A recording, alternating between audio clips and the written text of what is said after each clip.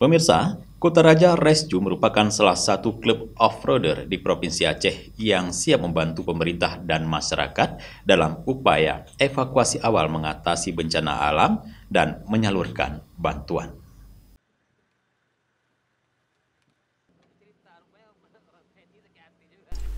Klub Kutaraja Rescue merupakan organisasi sosial yang siap terjun setiap terjadi bencana alam.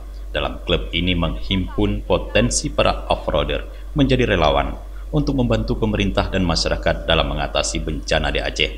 Hal itu diungkapkan Ketua Umum Klub Kutaraja Rescue, Musni Hafaz, di markas Kutaraja Rescue, kawasan Lam Ara, Kota Banda Aceh.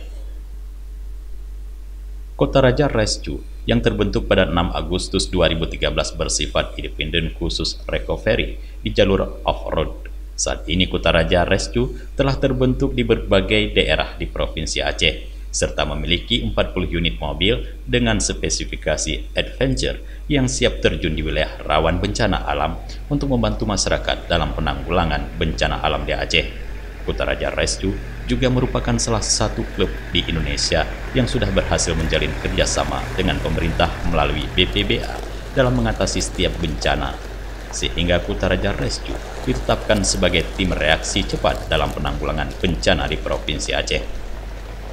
Dalam kesempatan tersebut, Ketua Umum Klub Kutaraja Rescue, Musni Hafaz atau yang akrab disapa Alek, berpesan kepada seluruh klub off-road di Aceh, mari sigap untuk terus membantu masyarakat, baik di segi sosial maupun dalam hal bencana. Kita gini, kita memang hobi sebenarnya. Jadi kawan-kawan itu bukan berarti mereka dibayar, enggak. Mereka itu ada semacam, bukan semacam CSR juga istilahnya. Mereka berbuat ini adalah keikhlasan. Jadi punya kendaraan, tapi bagaimana, apa yang bisa kita buat untuk orang lain. Jadi bukan mencari dana, mencari itu, bukan. Memang keikhlasan mereka, kapanpun mereka ada berjalan kita ajak siap. Siapapun yang kira-kira memang bukan sifatnya bisnis ya, tapi yang sifatnya sosial kita siap. Mau antar bantuan kemana, asal yang sifatnya atas permintaan kita siap.